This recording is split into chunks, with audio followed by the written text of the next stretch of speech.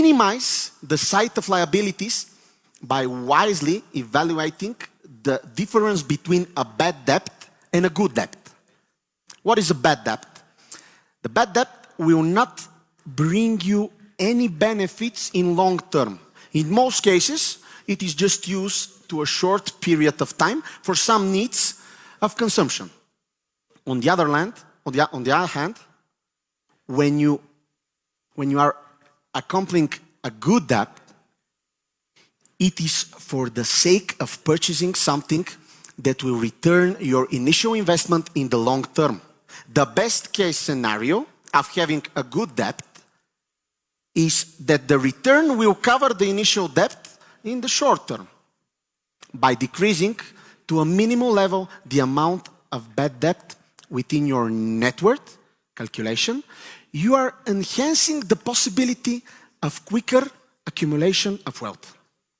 The final and the most innovative part of one ecosystem covers cryptocurrency.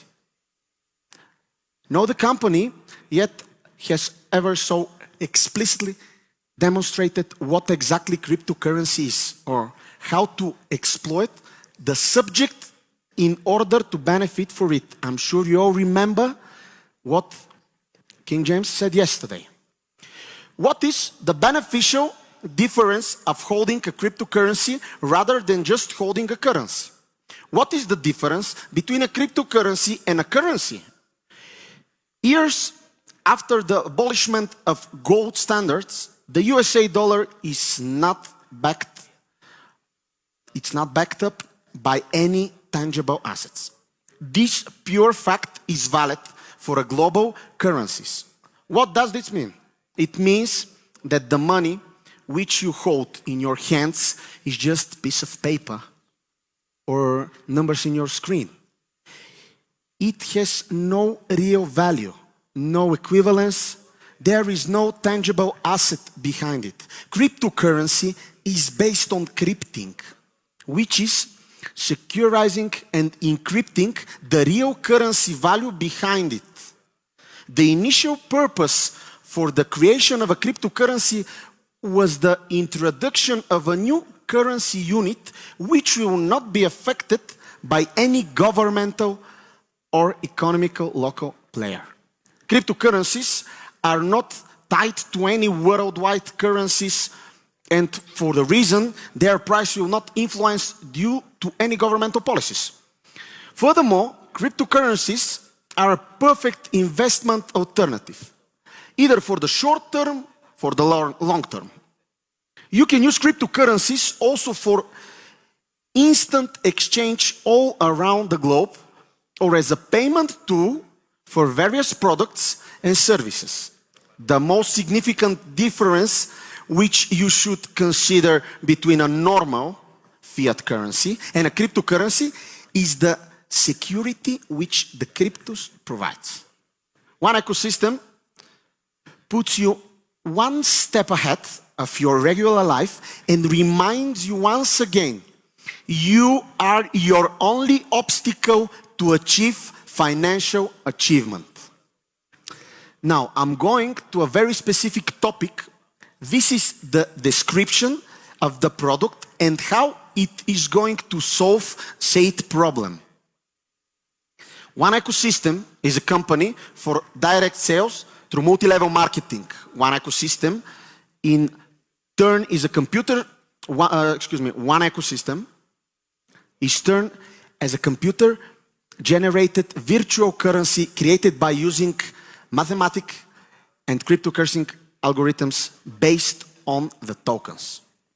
The main activity of the company is the sale of the online educational program One Academy. Educational services are distributed by independent market associates, IMAs. Their object is to present and provide intermediation service within regard to training products. The online education program allows IMAs and users to trade in cryptocurrencies or tokens to mine units of one. The functionality of the software used by the company to distribute educational program allows the exchange of units of the virtual currency one and tokens. A growing number of online and offline venues are now accepting one as a form of payment in the deal shaker. The values are determined by the principle of supply and demand in the market. At the beginning of the marketing activities, each EMA receives an activation module, free of charge. It contains basic information about the main product of the company, One Academy. The online educational program is an introduction to the financial products and trading and provides the trainees with online training materials, video presentations, tests, and a certificate to begin exploring the OES vision, One Ecosystem vision. An opportunity is provided for several levels of training, up to 6 levels of training. IMAs have the opportunity to register in the system free of charge as rookies or to purchase additional high-level product packages. Each package includes components of the program as a specific level of training, including information regarding the general provisions, processing of the trade and a virtual currency, cryptocurrency, and one. In addition, each package contains a specified number of promotional tokens that can be used for mining, generating units of the virtual currency one. There is no obligation to purchase the product after registration. IMAs can work to realize retail sales and earn commissions from them. Depending on their personal objectives, IMAs may choose the training courses needed and the extent to which they wish to participate in the generated and training of the digital currency. Both training materials and promotional tokens are offered, notwithstanding the role in the system of distribution. A rookie account requires no investment at all. In this position, an IMA can already realize sales activities by distributing packages, composing tokens, and training units. For this, he will receive a commission. In addition, he can build up his own team based on recruiting new IMAs. The IMA are also not giving the false impression of reaching an exceptionally great and fast economy. Success without the respective work effort within the remuneration system. So it is exactly brought to the IMA's attention that the level of income decisively depends on the personal work effort and individual skills. Referring to the level of income, no promises are being made. The study of the service provided by the company in connection with the educational product One Academy allows to draw the following conclusions. First, the virtual currency One does not constitute a separate service, but rather can be characterized as an instrument through which the principles of the educational materials provided depending on the activated packages can be applied in practice. The virtual currency One, this is the second one, the virtual currency One is generated in centralized manner within the system developed and operated by the company. Cryptographic algorithms are used in the generation of new units of the virtual currency One. The third one, the new units of the virtual currency One can be generated only using promotional tokens provided by the company. Promotional tokens, like virtual currency, exist only in the form of electronic records within the system, and neither they nor the rights that can be realized through them are objective in tangible form. The next one is the operationals involved in the virtual currency ones that can be performed only within the system provided by the company.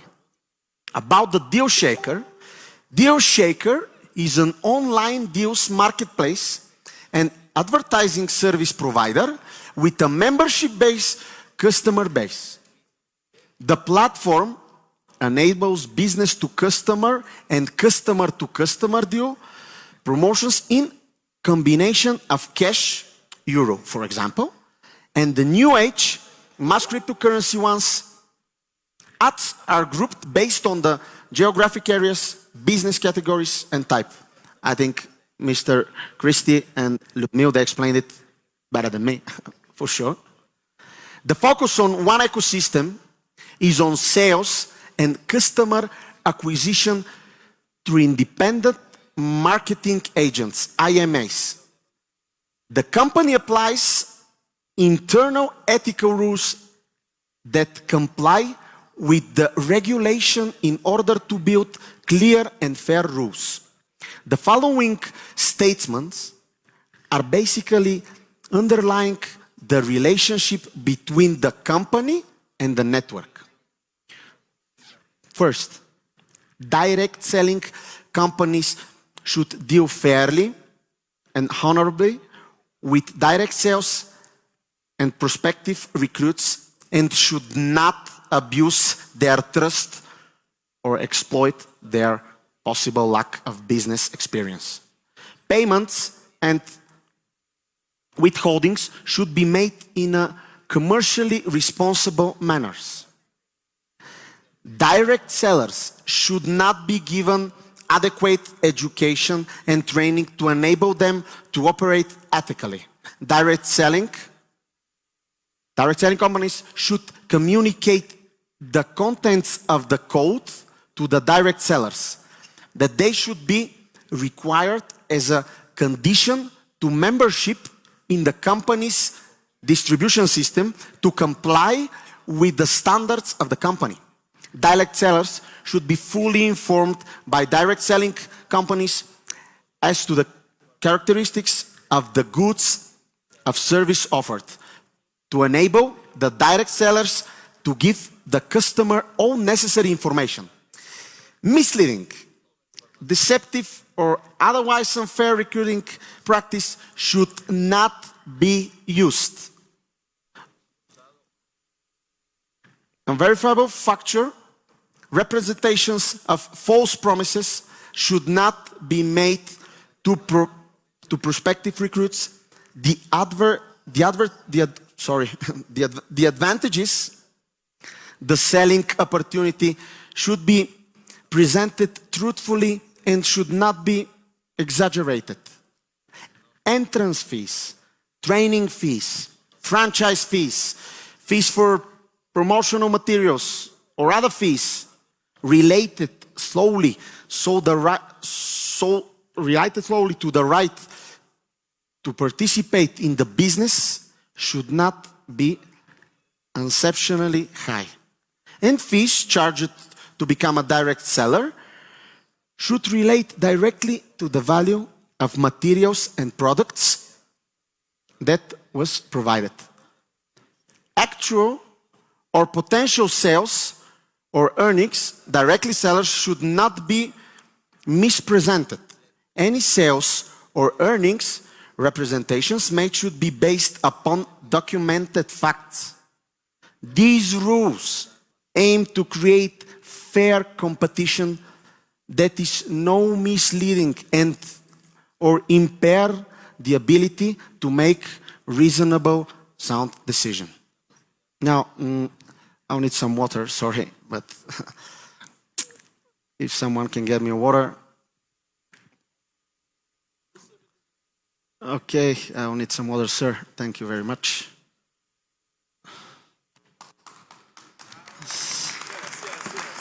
Thank you very much. Here you go, sir. Thank you very much. This for you. Those only ones. Only ones accepted. Only coins? Only okay. ones accepted. Only ones. Okay. Okay.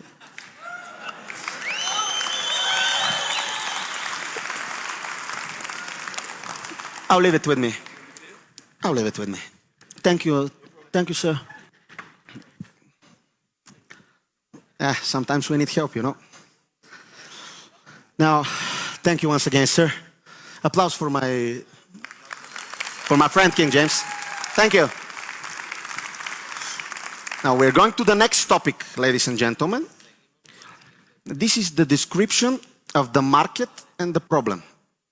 Virtual currencies are relatively new technology phenomenon.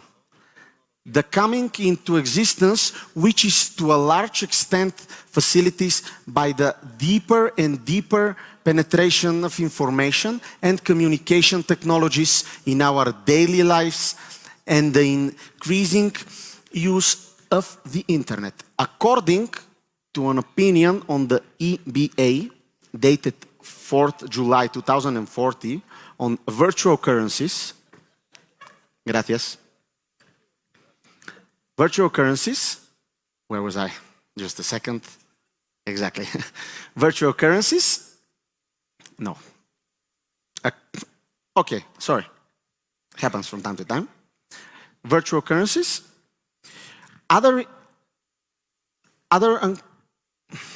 sorry, okay, help me a little.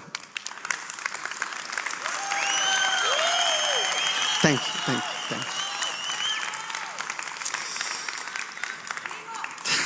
Gracias, gracias.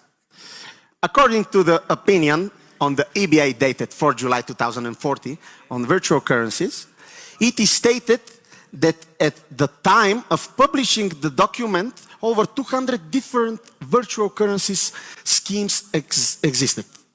Other unconfirmed sources claim that over 600 types of cryptographic currencies also referred to a cryptocurrencies exist. The large amount of virtual currency schemes and the complex technological aspects related to their generation and the closing of transactions involving them, for example, sales, transfer action, uses a means of payment. And their possible application create a significant problem for efforts for the implementation of a systematic methodological approach to categorize them.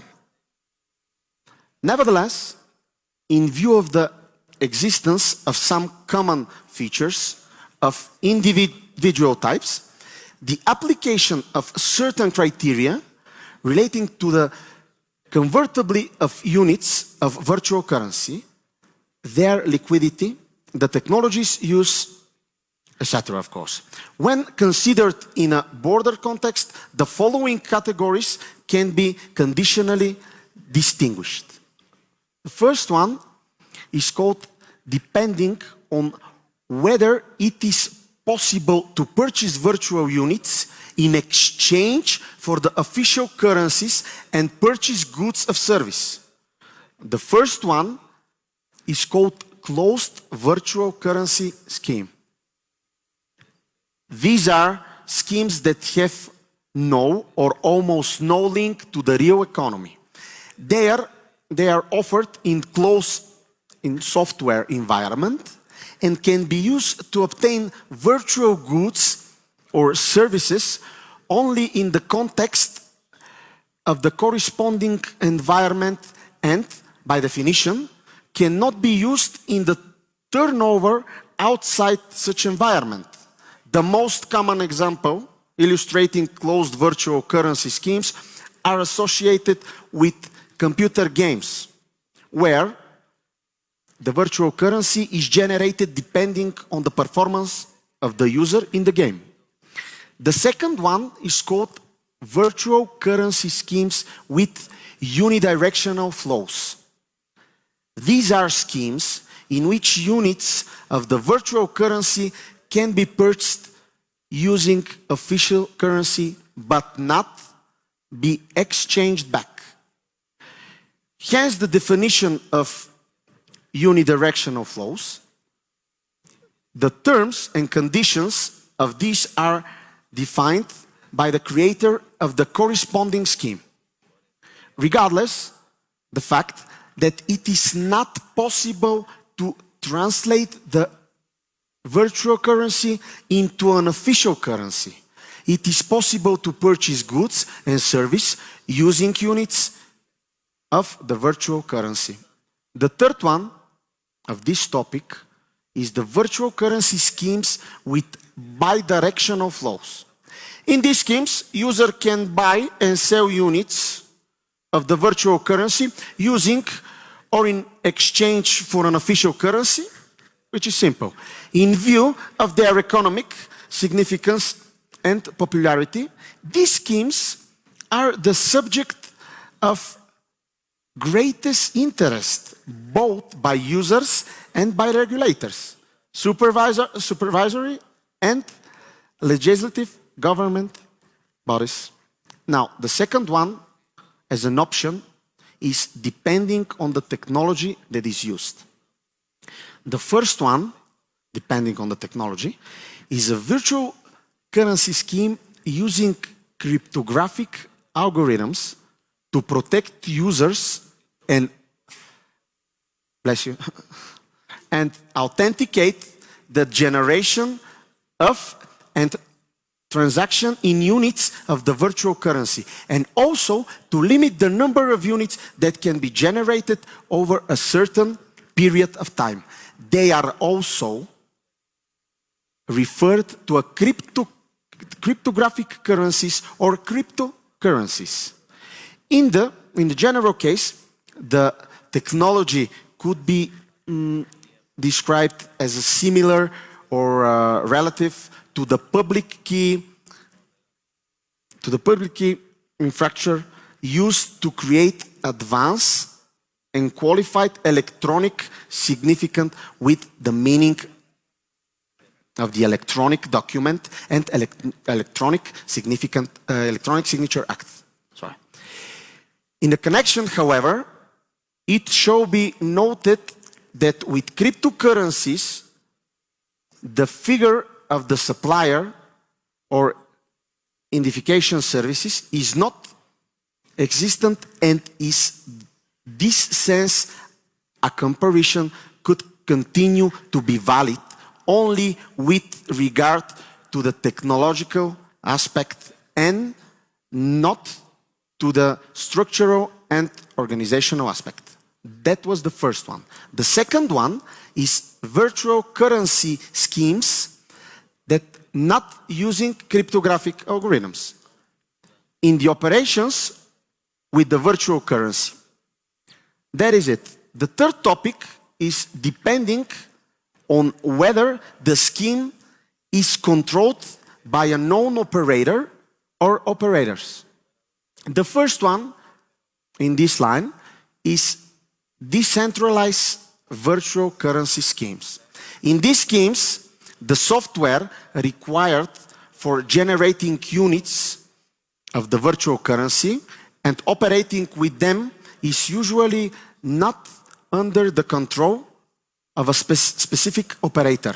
In these cases, a peer-to-peer communication technology is usually used where communication between users is direct and individual devices are used as both server and client.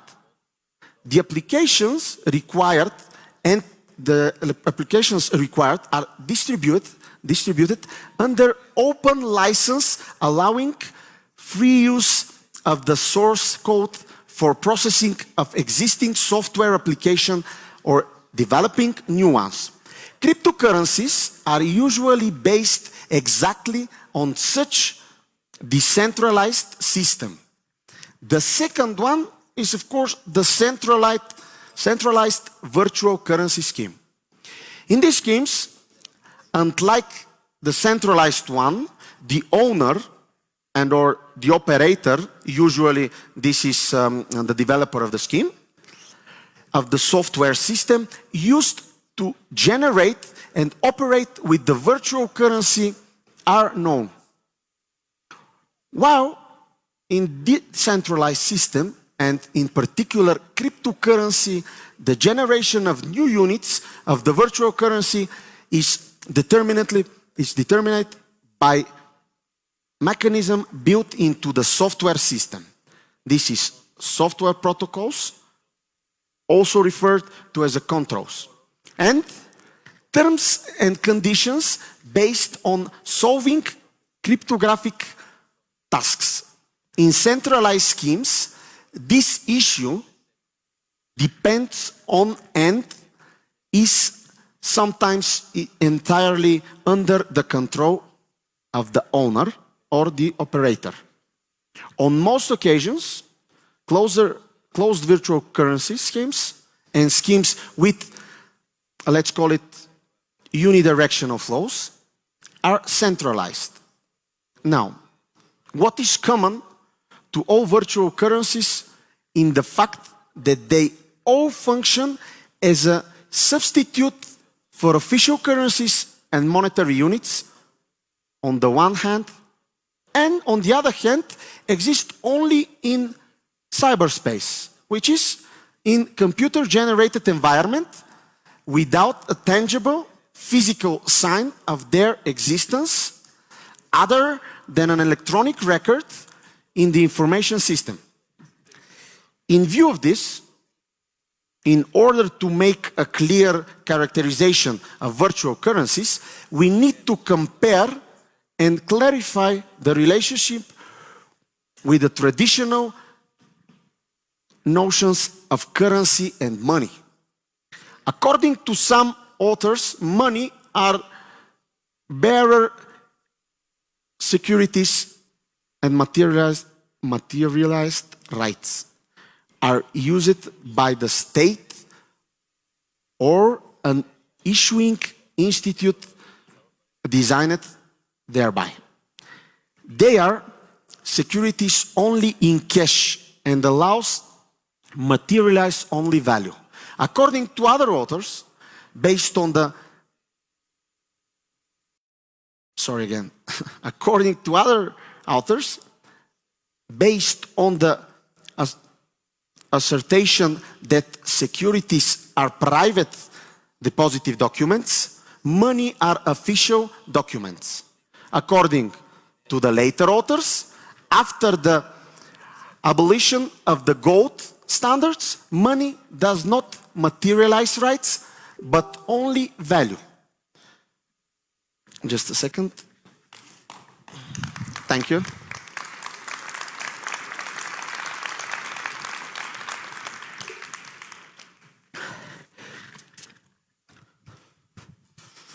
We can continue. Next, a third category of an author notes that the identification of money with a document, either private or official, is fundamentally flawed and such statements should not be shared. According to them, a significant deficiency in the drafting of the definition above is that they do not recognize the fact that money is both materialized and dematerialized, existing in the bank accounts as liabilities of banks. This group defines money as a specific type of official certifying sign that denotes different normal values, represents a legal tender issued by the authorized institution, serves to make payments, accumulate wealth, and as a reporting unit, and can have different physical form or be dematerialized, expressed in numerical form in accounts on the liability side of banks. In this last definition, we can see the influence of the economic theory, according to which In functional aspect, money serves as, first, means of circulation, medium of exchange. Money is a convenient substitute for all goods and service, which greatly facilitates exchange. Second of all, unit of value, unit of reporting. By dividing the money into convenient units, goods and services are represented as a certain amount of money.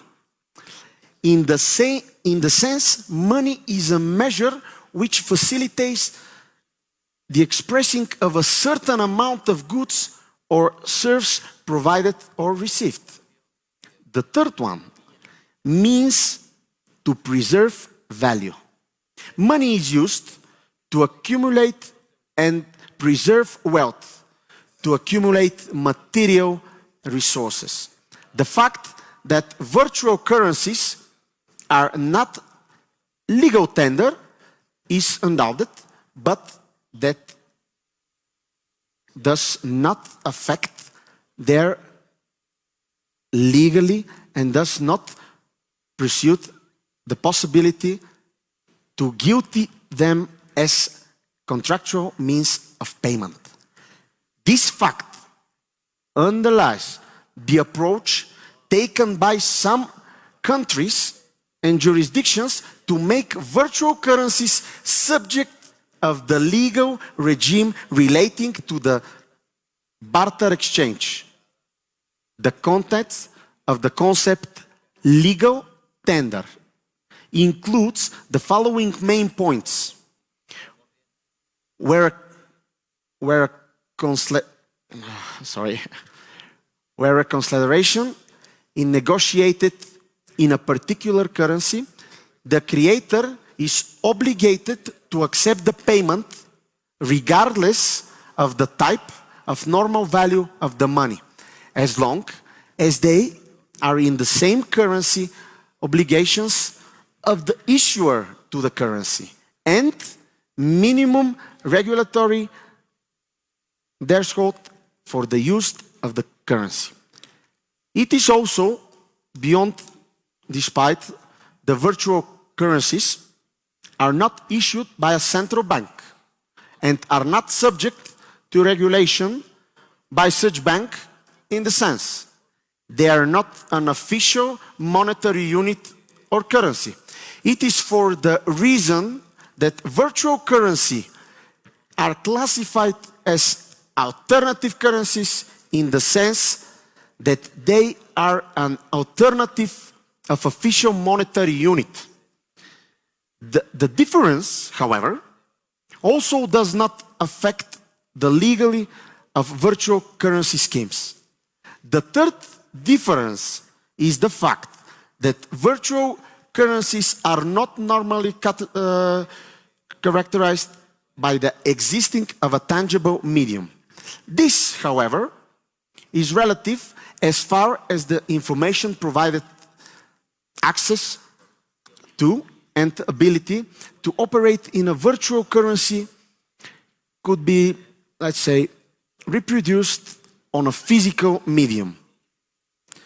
In the context of cryptocurrencies, for example, this would be the information about the public and the private key to the user used to sign transactions involving available units of the corresponding virtual currency. I'm sorry. Okay. I know that I'm fired. That's why. Later on. Not later. You don't know it yet. But they fired me. That was final of part 1. You can take a little break. I know it. Thank you. It's 2-3 minutes for my last performance. Big applause for our CEO, Mr. Ventsislav Zlatkov, everybody! Let us give him 2-3 minutes because the information is very important as you heard it, yes? Do you like what you heard? Yes? You love it. As you love it, so in this part, it's our time. What do we make the most beautiful in our time? What? What do we need? We need emotions, yes. Yes? And now, big round of applause for our CEO, Mr. Ventsislav Zlatkov! Thank you very much. You are not fired, by the way. I rehired you just a second ago. You work again, no problem. Thank you for the help. This is a true help, by the way. I'm sure a lot of you are sitting there watching me, but I can tell the truth, even if you know what you're saying, I have to say it with the proper words, and it's not that easy as it seems. And don't worry, we will do it. We will do it the proper way, and I'm continuing now. One applause. Thank you. I'm doing my best because this is how much I believe in this project. So we continue, that we can also see, however, significant similarities between money and virtual currencies in terms of main functions according to established money theories in economics. Both money and units of a virtual currency can serve as means of circulation, unit of a value, and means to preserve value. In this sense, the existence of equivalence in terms of functionality between traditionally established understanding of money and virtual currencies could be justified. The positions and opinions of official European financial authorities define virtual currency differently, and therefore we cannot establish the existence of a single accepted definition. For example, the EBA that I mentioned previously defines virtual currency as a digital representation of value that is neither issued by a central bank or a public authority, nor necessarily attached to a fiat currency, but is accepted by natural or legal persons as a means of payment and can be transferred, stored, or traded electronically. The next ECB gives following definition.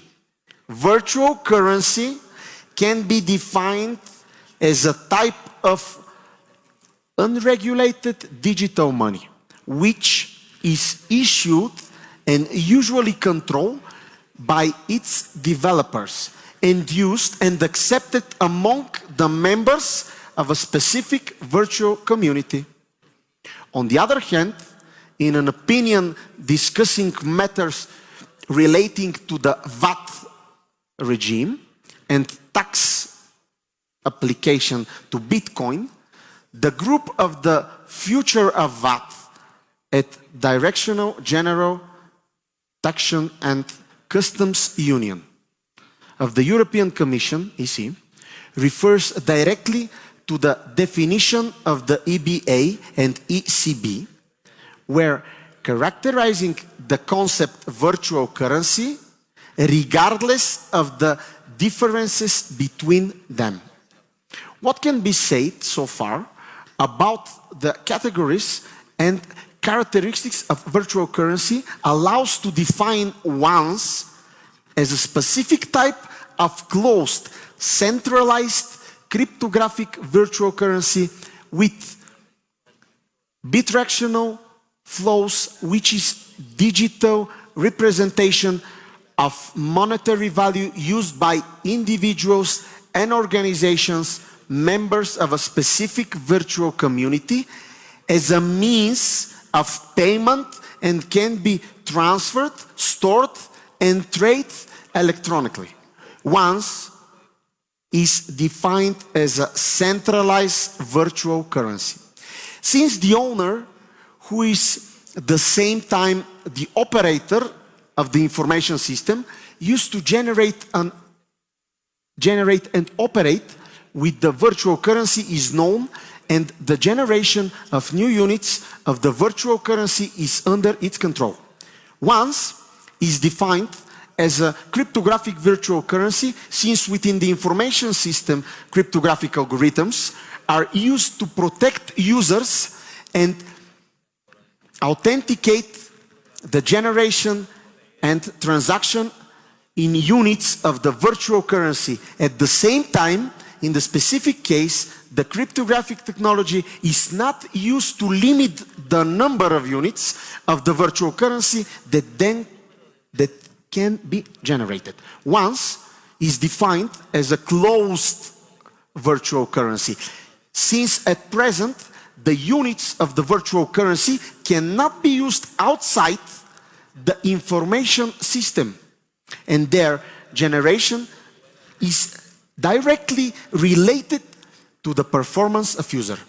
Once is defined as a specific type of virtual currency with bidirectional flows, as users can buy and sell units of the virtual currency using or in exchange for an official currency. The peculiarity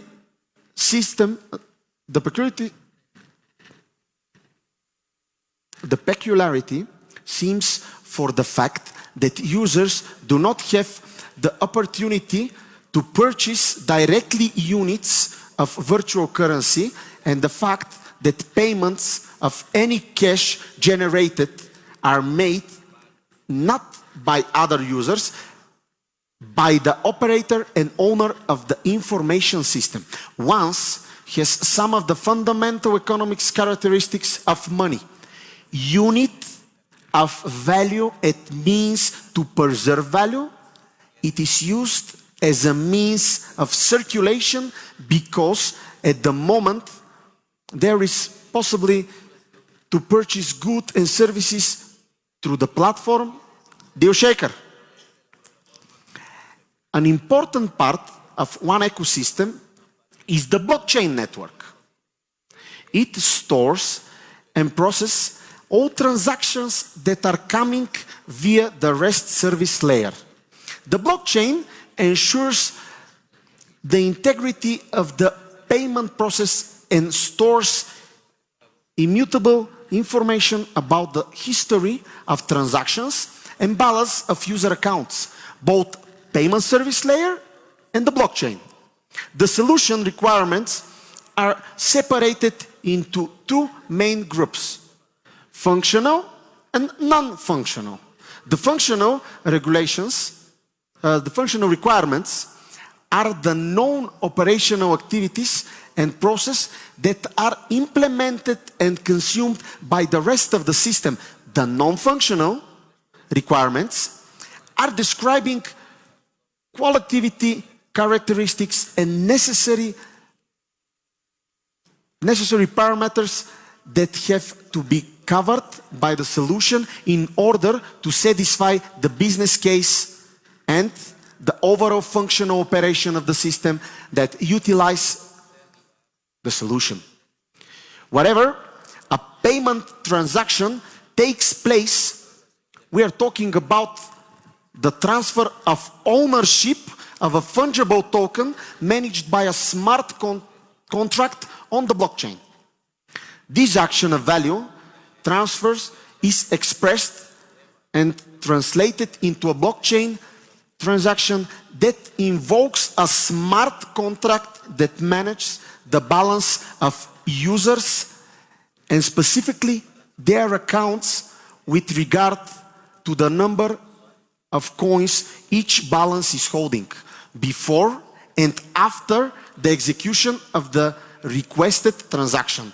The rules by which a token is created, transferred, and destroyed is governed by a smart contract that is developed on the blockchain component of the solution. These rules are enforced by the virtual machine, we call it VM, that executes the smart contract code without any difference on which validator node the code is executed. There are two types of payment process that the system utilizes. The first one is atomic payments and conditional payments. But I'll stop talking about the topic and invite here on stage my dear friend and colleague, Mr. Ventsislav Zlatkov. Please come here. He will go deep in the blockchain. Vladi, please join me. He knows better, and we use the best. So thank you, Venci. Go, Vladi. Dami. Applause for Vladi. Venci, dami. Thank you. Hello, hello. It's nice to see you again. Let me fix my flip chart. And my presentation is here, so everything is okay.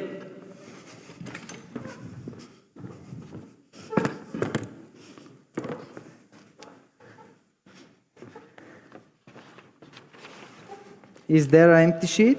Yes, right. I let it with you. Okay, thank you, Christy. Perfect. Thank you.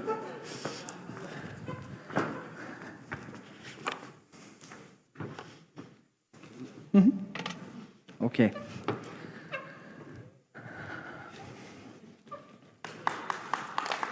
Thank you.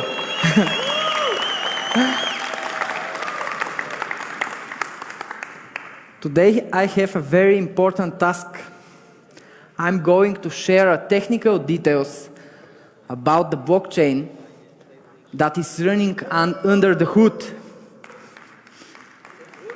Hey.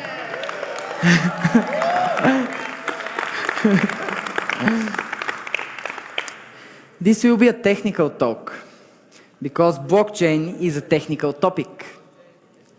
If you find some of the things that I'm sharing hard to understand, you can find a very detailed description of everything that I'm talking today in our blockchain courses in the academy. Thank you, King. In order to make this talk more interesting and more useful for you, I would like to give you the opportunity to ask me any questions related to the blockchain. So you have the opportunity to ask me anything, and I will do my best to answer your questions during my presentation. Do you like that? Okay, who wants to start with the first question? There are two microphones with King, one in the King, and I think the second one is in Mauricio. No? Okay, perfect. Bring the microphones to the public. Who wants a microphone to ask the first question? If there are no questions, I'll just go out and we can drink something. Okay, there. No suena. Buenas tardes. Mi nombre es Gustavo Ramírez y... Aló. Hola, hola. Mauro. Mi nombre es Gustavo Ramírez y quiero saber, leí un artículo que decía que hay 3 clases de blockchain. Hay privado, público e híbrido. Y leí que el nuestro es híbrido. Quiero una explicación al respecto. I read an article about our blockchain, and I saw we have, or there are a private, public, and hybrid blockchain. I would like to know what kind of blockchain do we have? Okay. Thank you. Great question.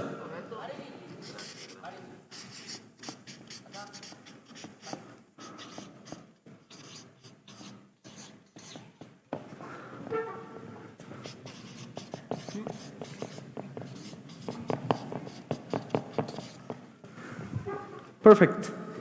The next one. Okay, there. Hola.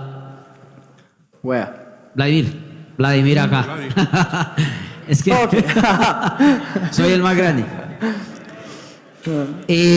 Sabemos que nosotros como tecnología tenemos que competir con compañías como Visa, Mastercard para hacer transacciones. ¿Qué velocidad o cuántas transacciones realiza nuestra blockchain por segundo?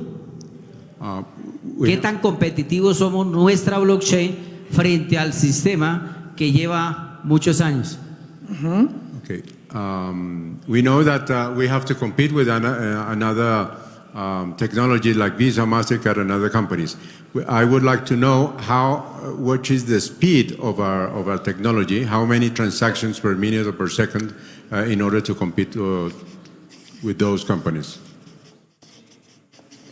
Speed and number of transactions, great.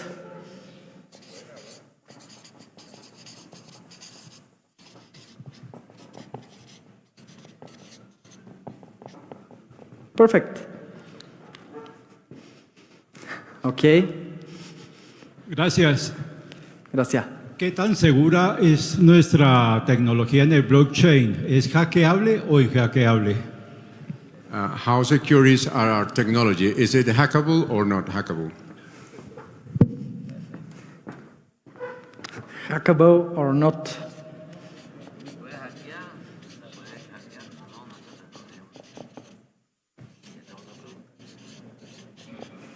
Okay, thank you.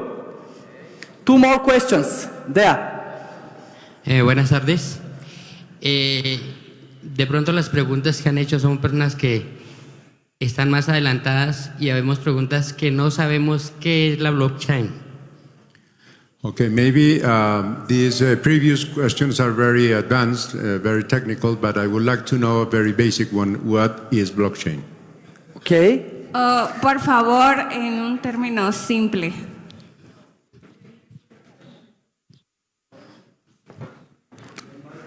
He wants the blockchain explanation in simple terms.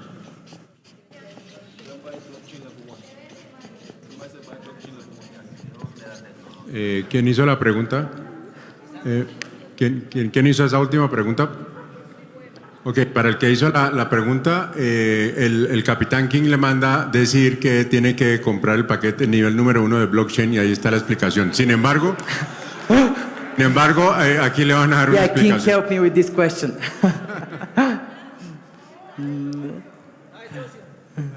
Yeah? Yes. What about the energy that is necessary for mining? That's in a blockchain. For example, Bitcoin needs a lot of energy for being mined. And what's the case of our blockchain in this case, concerning energy? You mean how power is required by the miners? Yes. Okay. For example, that's it.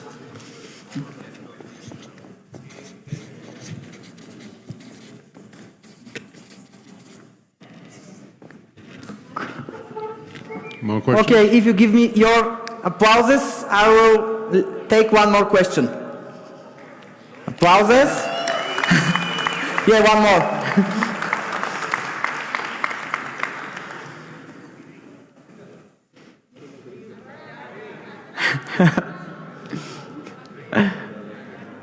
Excuse me. La pregunta es, ¿cómo nuestra blockchain, siendo una tecnología de avanzada, se va a acoplar a la www.3.0 que se viene? If we had such an advanced blockchain, how are we going to pattern with the new www.30, which is coming? Tricky question.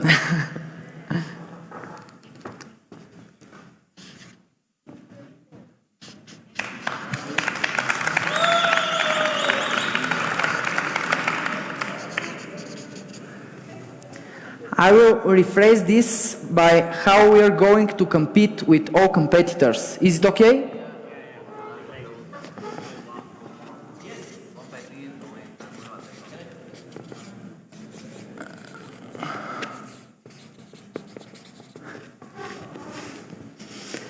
Thank you for these great questions.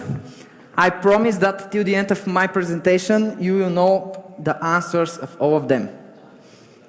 Do you accept this promise? Thank you. Thank you that you trust me. Why blockchain? And what is blockchain? The blockchain ensures the integrity of the payment process and store immutable information about the history of the transactions and the balances of user accounts. Blockchain helps in verification and traceability of multi-step transactions. Also, it can provide secure transaction, it can reduce compliance costs, and speed up the data processing. Blockchain verified data is highly secured and trustworthy, meaning transactions can be proceeded much faster in today's world without compromising security. Moreover, the future of blockchain in finance also bringing us opportunity to process transactions 24/7. No bank can offer you to proceed your transfer in a second, 24/7, every single day in the year. Let's go a little bit techy. An important part of the one ecosystem is the blockchain network. It stores and processes all the transactions that are coming via the REST service layer. When developing this solution, we were working with the requirements separated in two main groups, functional and non-functional. The functional requirements are the operationals and processes that are happening in the ecosystems. Buying packages, exchanging tokens, sending coins, all kinds of these activities. We were providing a convenient, secure, but at the same time transparent way of handling payments, transactions between the users, and also a transparent process for the admins to control all the activities in the network and to keep high standards in our KYC process.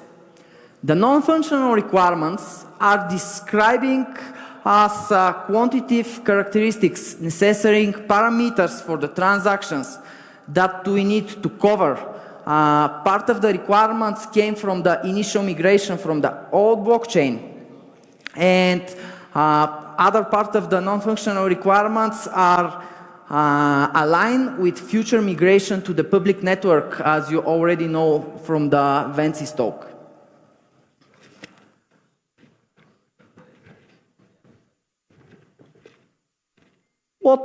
What is a payment transaction? Can you give me a good definition of payment transaction? We are talking about the transfer of ownership of fungible token managed by a smart contract on the blockchain. This is a technical description, and I hope that you will understand this definition. This action of value transfer is expressed and translated into blockchain transaction that invokes a smart contract managing the balance of users and specifically their accounts. With regards to the number of coins, each balance is held before and after the execution of the required transaction. I already mentioned tokens. We are speaking about fungible tokens. The notion of fungible tokens depicts several important characteristics. A token has no differentiator against other, which means that every coin is the same and has the same value. A token can be always exchanged between accounts, free coin flow between all users. A token cannot be treated differently with regards to any of the associated transactions that took place between the execution. A token has no specific identification. It is a part of the transaction that matter, but the token is the same. What about the token management? The rules by which a token is created, transferred, and destroyed is governed by a smart contract that is deployed on the blockchain component. These rules are enforced by a virtual machine that executes the smart contract code without any differences on which validator's node the code is executed. The operations which can be executed are transferring, burning, and balance changed. As you ask me how secure is our blockchain, it depends on how many nodes you have, because as I told you, the transactions are the same and you have exact copy of the network on all nodes. So if you have as much as possible nodes, you are strong and stable, because the attacks can influence part of the network, but not bigger part of them. And to influence the network enough, they need 51% of the nodes, which is a challenging task.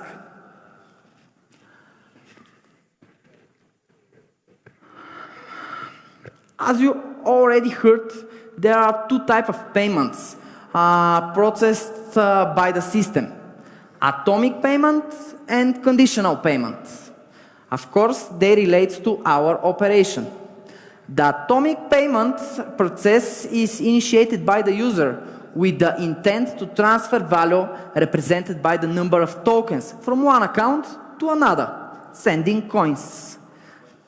Technically, this process has to go through several stages of the execution and validation, and yet to be atomic, with either a positive result, indicating a successful transaction, or a failure status, indicating that the transaction has either been cancelled or there are other factors preventing the execution of the process. The conditional payment is specially developed for deal shaker. The coupon is tricky part for the blockchain, because the buyer and the seller are interacting for delivery of a deal. The outcome of the process is either confirmed payment or cancelled payment, depending on the fact that the delivery is respectively successful or not. So it requires some additional logic to make it compliant with the deal shaker requirements. If we speak about our blockchain network, one ecosystem uses a private setup of blockchain network. It's based on Ethereum software, and it's established code base that is managed and monitored by the owners of the system. The CEO already told you about our plans to go public until the end of the year, when the transactions must be moved onto a public blockchain and all the balances and wallets will be there. What do you think about that? It's a huge step for us, guys. Believe me. The goal of this action is to be transparent as much as possible, and we will keep you updated about the progress and the expected delivery. Stay tuned about the public blockchain. The necessary consensus algorithm must be energy efficient and lightweighted at the same time. Such as algorithm cannot rely on proof of work because it's very inefficient in many aspects. A very strong candidate when we developed the platform was proof of authority, which allow for faster block time and does not rely on heavy resources, and we are using proof of authority at the moment. To make us even better and to be able to beat the number of the transactions of the huge providers like Visa and MasterCard, we are investigating and evaluating the pros and cons of proof and stake, because Ethereum is going to adopt proof of stake protocol, and we want to challenge our dev team how efficient and what are the benefits that it can bring to the community.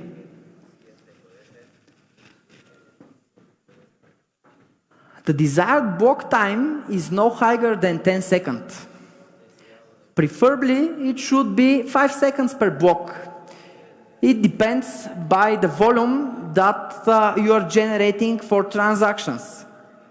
This block time of 5-10 seconds create a comfortable transaction execution that do not confuse the user. So I'm sending a few coins to King to pay for my lunch, and he can see the transfer in 5 to 10 seconds there in his wallet.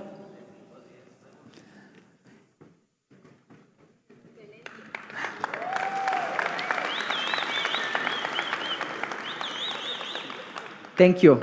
You are a great auditory.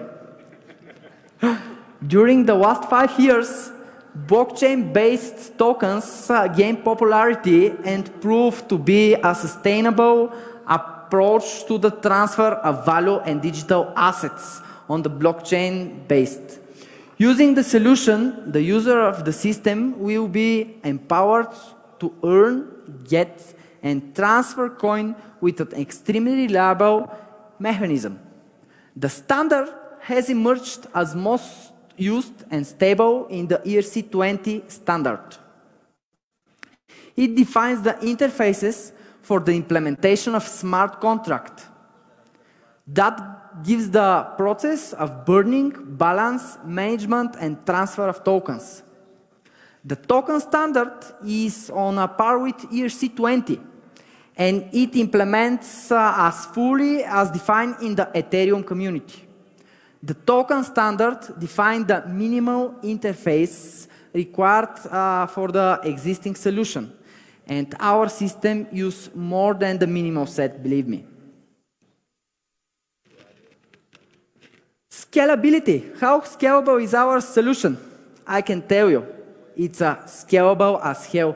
You can grow, grow, grow. It depends only on you.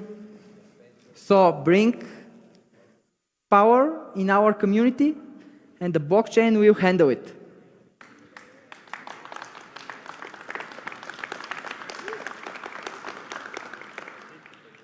When a server that hosts the solution doesn't have enough resources for handling the input, it spreads the load by using the traditional load balancing technique to achieve horizontal scalability. Since the solution is designed in a stateless way, this is fairly straightforward to achieve.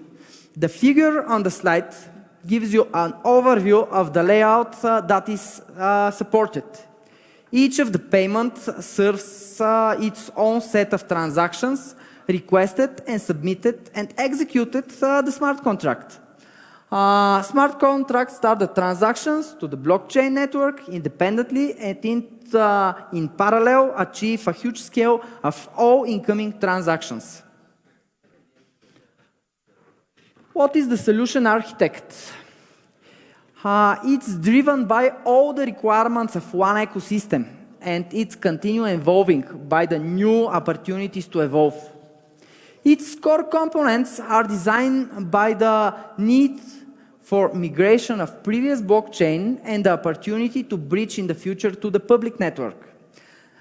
This slide illustrates the building blocks and the system concept of the solution.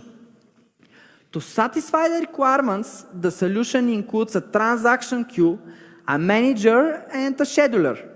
Whenever a payment request is coming in through the API server, the BPO object inside its payload is covered into a generic structure that represents concrete smart contract. Concrete smart contract code that need to be broadcasted to the blockchain network as a transaction. This prepared structure is recorded into a transaction log, after which the payment request is completed. So simple. This simple process assures a very high insertion rate and practically utilizes efficiently the capability of the underlying web server. A realization without introducing a blockchain latency factor or anything related to the long asynchronization and iteration with it.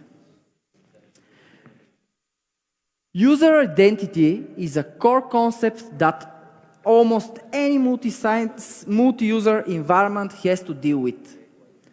The system provides identity to its users via credentials.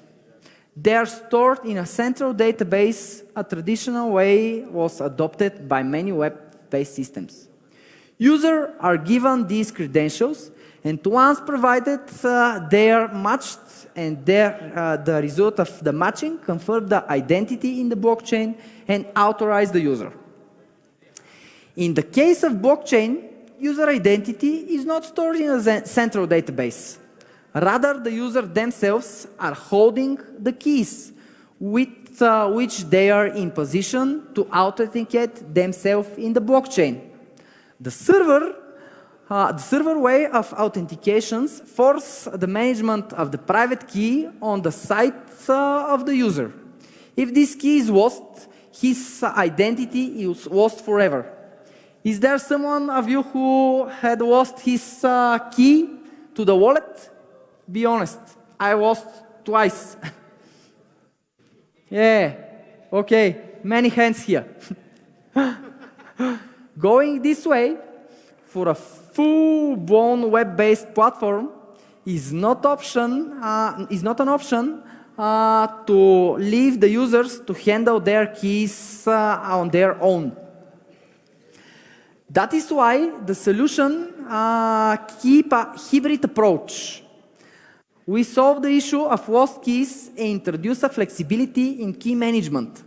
The well-known approach of user identity handling on the side of the system is known as Custodian Wallet. In such a configuration, it is important for the system to assure well-defined and secure access to the private keys of the users. The private keys will be used to execute smart contract transactions for the supported payment.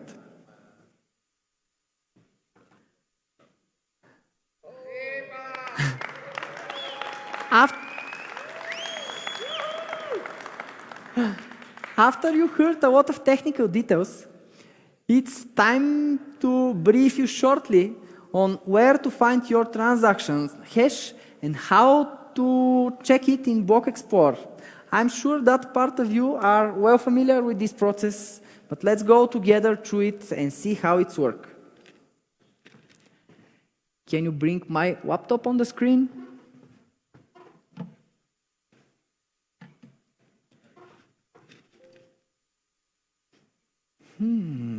Okay, what is the PIN? Who knows the PIN? I already tried that. Nici nu si napisao mi tace.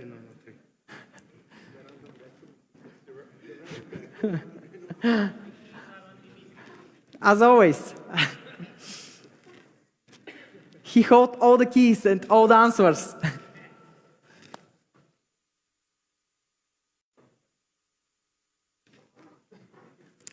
Maybe the technical team need your applause to put the demo on the screen.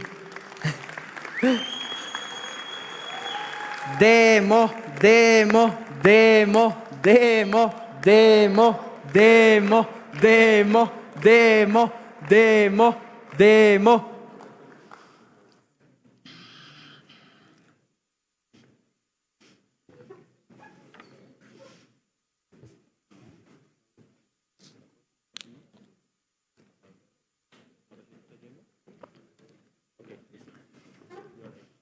Perfect.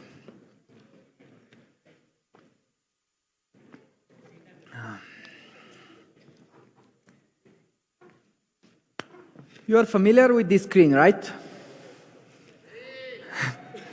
I want to tell you, this is our demo environment.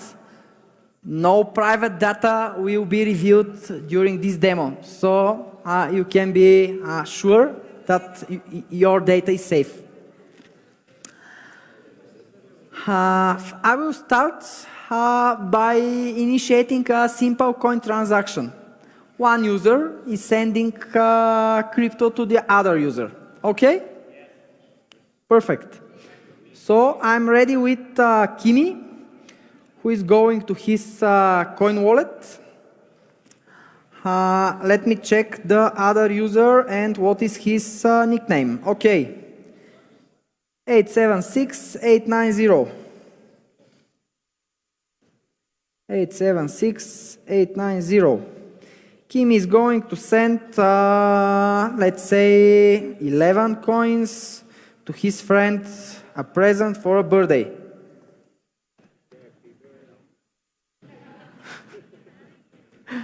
King, that's for you. Okay. Kim is sending the coins, confirmation,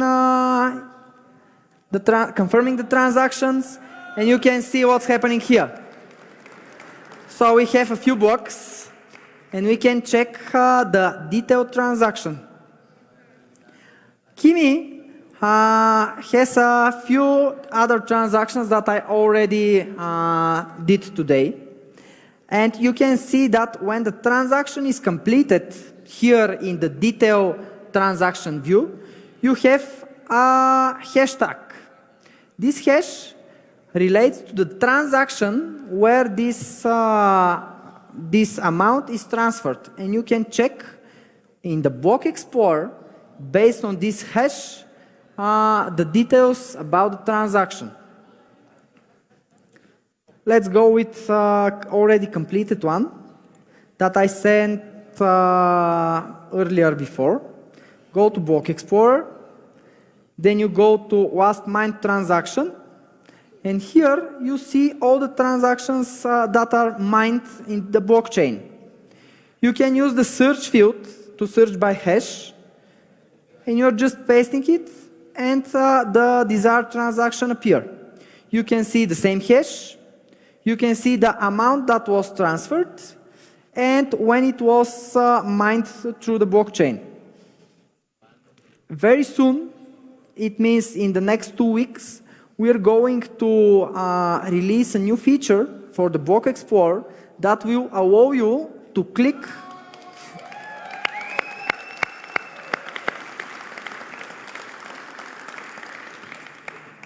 It will allow you to click on the transaction hash and to see details about the sender, the receiver, and what's happening with the validation of this transaction.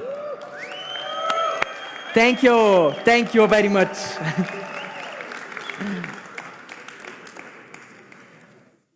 If we go in this account for the receiver, you know that in his wallet, he can see all the transactions that are delivered to him. So, as I told you, a few seconds are needed for the transactions to come to the receiver.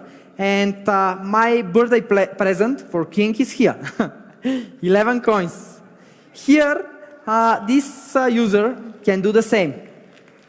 He can copy the hash, he can go to Block Explorer, he can go to the last mined transactions. It's the last mined transactions, but he can search for it, and he can find the proper records about the hash. This way, you can follow all the transactions through our blockchain and check their validity and how many validation nodes go through them.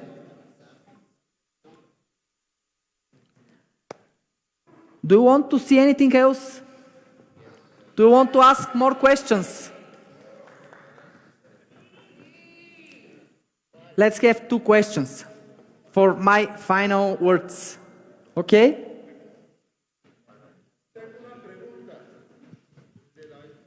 Okay, one there and one here.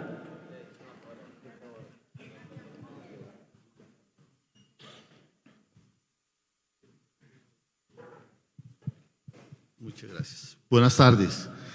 Muy amable por esa intención y ese deseo que le sale del corazón de querernos explicar una temática un poco compleja, hoy por hoy una tecnología moderna. Mi pregunta es la siguiente. Se ha hablado que nosotros nos colgamos o participamos del blockchain de la moneda Ethereum. Se ha dicho eso en pasadas oportunidades. Gracias. Thank you very much for those technical issues that you have mentioned. I would like to know, or it's been said, that we are working on the Ethereum platform or the Ethereum technology. What about this? Yes, we are using Ethereum as an open source blockchain technology that is well developed, standardized, and quite familiar through the community. The entire world know what is Ethereum. We are stepping on it.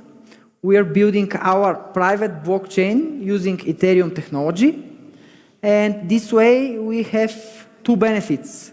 First one is that everything that Ethereum proof work for us. And the second one is that we can handle it privately as our ecosystem required. Thank you. Last question. Yeah?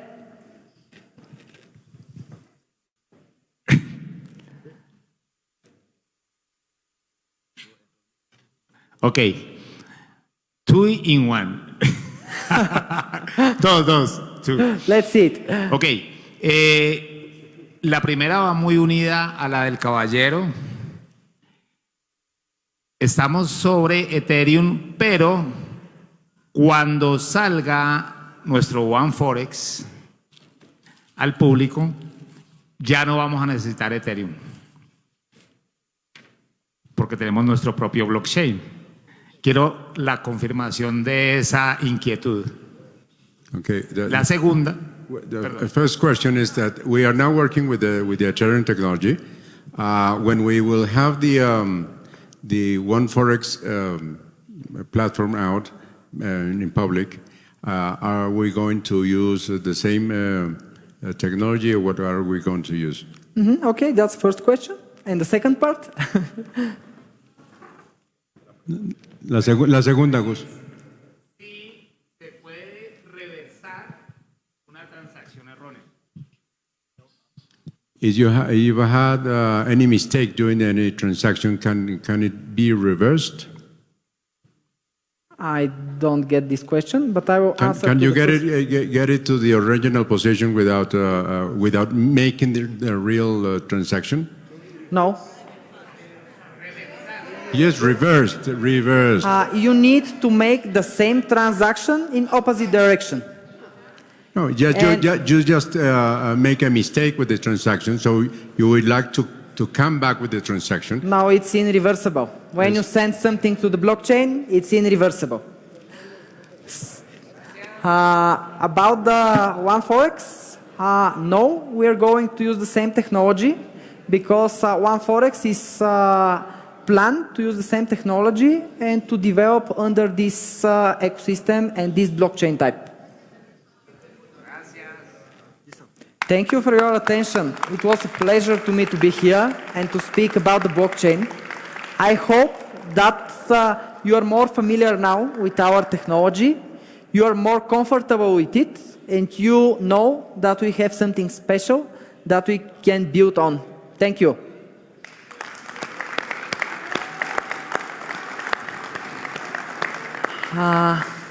To be honest, I'm not sure who I need to invite on the stage.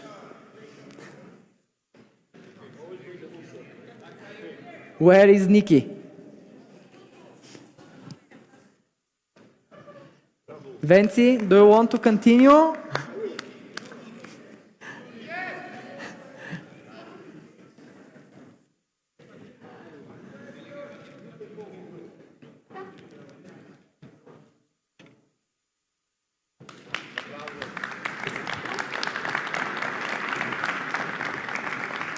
Hello again. Hello again.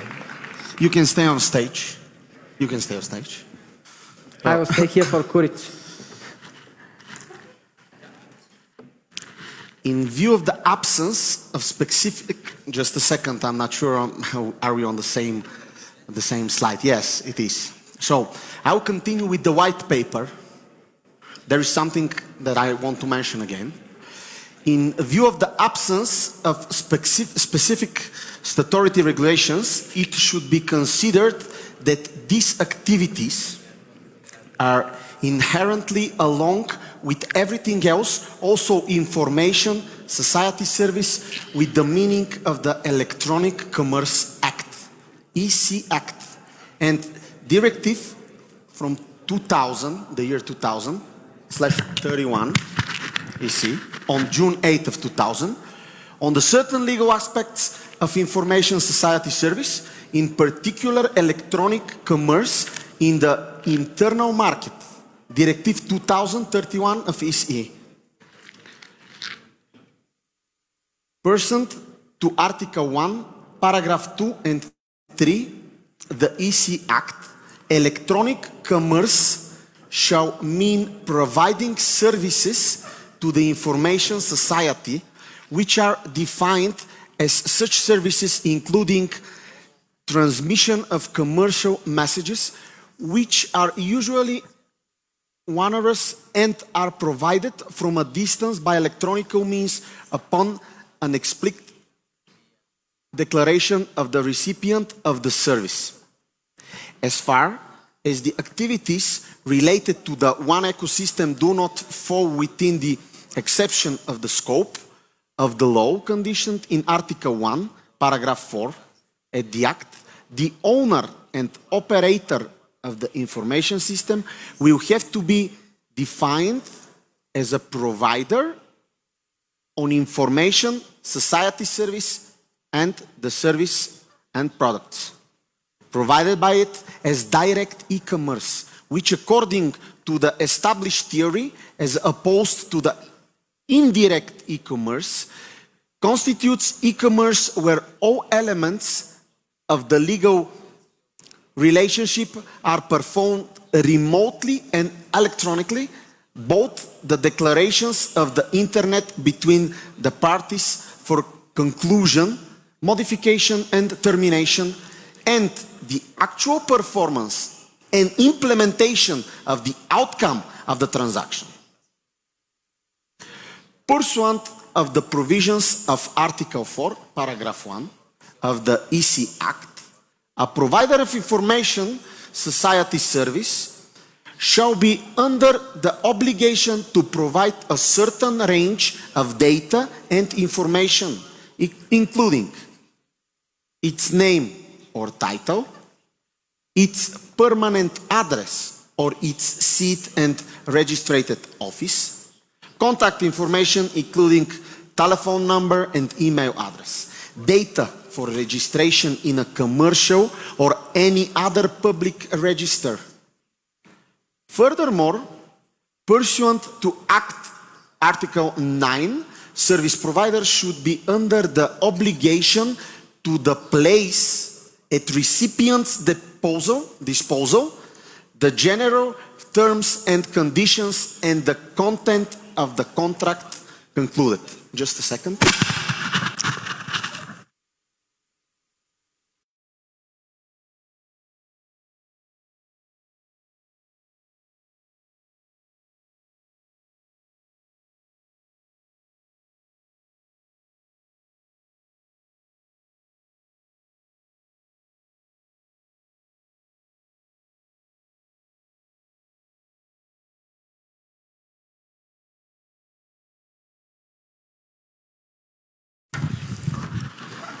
I'm back.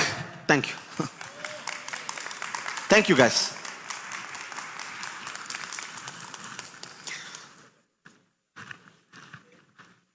I was talking about the contract that is concluded electronically in a way that allows him to store and reproduce them. Some of the limitations the cryptocurrencies presently face, such as the fact that one's digital fortune can be erased by a computer crash, or that a virtual vault may be, let's say, ransacked by a hacker, may be overcome in the thought technology advance. Some cryptocurrencies have made big progress on this.